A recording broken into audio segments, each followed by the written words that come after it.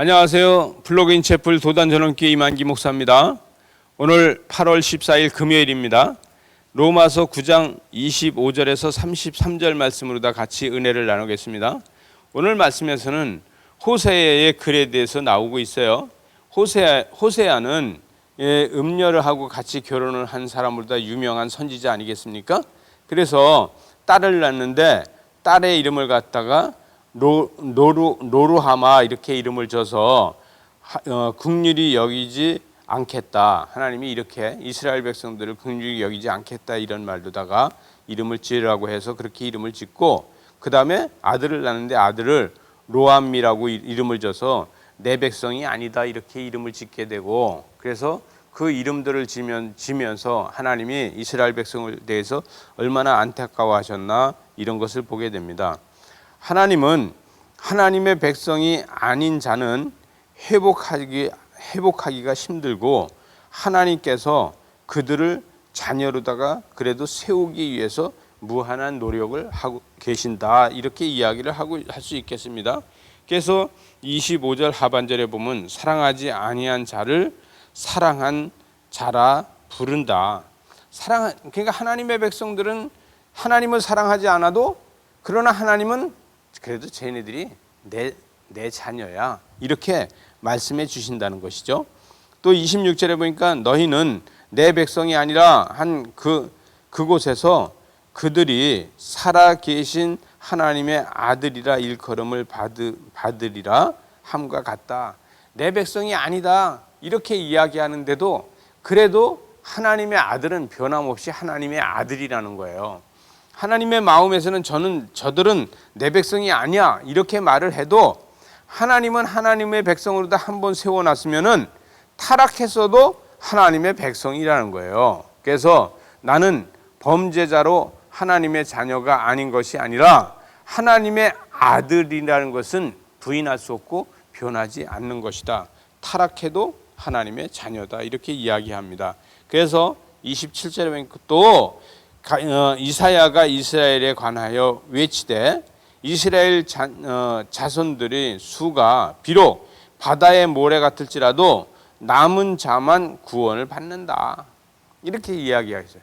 바다의 모래 같을지라도 그렇게 많다 할지라도 그 남은 자들이 구원을 받는다. 하나님의 자녀의 숫자가 아무리 많다고 해도 거룩한 사람만 하나님이 보인다. 여러분, 이스라엘 백성들이 아무리 많아도, 이스라엘 백성들이 바다의 모래처럼 아무리 많아도 그 백성이 하나님의 눈에 다 띄는 것이 아니라 거룩한 사람들만 하나님의 눈에 띄는 겁니다.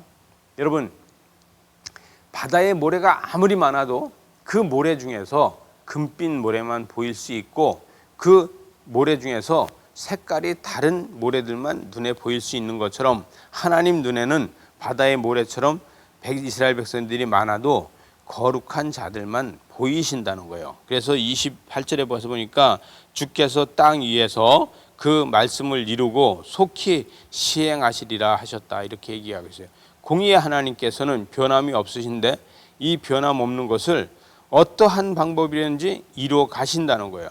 그런데 이스라엘 백성들이 이 때에 따라서는 자기 자신의 생각으로만 모든 것을 하신다는 거죠. 보세요. 29절에 가니까 또한 이사야가 미리 말한 바 만군의 주께서 우리에게 씨를 남겨두지 아니하셨더라면 우리는 소돔과 고모라 같았을 거라는 거예요. 여러분, 소돔과 고모라 땅이 다 망했어요. 그래서 롯만 살았어요. 롯하고 누가하고 살았어요? 두 딸이 살았어요. 근데 두 딸이 아버지를 술을 먹이고 가서 하룻밤씩 동침을 하면서 그들이 모압과 암몬을 낳아서 모압이 되고 암몬이 되지 않았습니까? 그러나 하나님께서는 그 씨를 그렇게도 남겨두게 하는 긍휼을 베풀어 주셨기 때문에 그 긍휼이 있었다는 거예요. 근데 그럼에도 불구하고 그들이 하나님의 백성으로 다 계속 살지는 못했다는 것이죠. 여러분, 우리는 하나님의 백성으로 다 살아가는 것이 제일 중요합니다. 30절에 보니까 그런즉 우리가 무슨 말을 하리요? 의를 따르지 아니한 이방인이 의를 얻었으니 곧 믿음에서 난 의요. 이렇게 얘기했어요. 여러분, 이방인이라도 하나님의 의를 얻고 남은 믿음으로 다 그것이 의인이 돼서 죄를 사함을 받고 죄에서 벗어나서 하나님의 백성이 되고 복음을 배워서 그 복음으로다가 구원의 밭을 만들어 간다는 거예요. 여러분, 이 나라도 마찬가지 아닙니까? 우리나라도 원래 이스라엘입니까?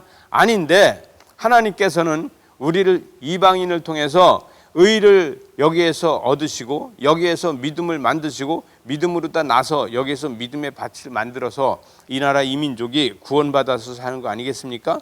이것이 뭐예요? 우리는 마음의 할례를 받은 사람들이라는 거예요. 율법이 아닌 구원을 받은 사람들이라는 거예요. 할례는 사람을 교만하게 만들어 갑니다.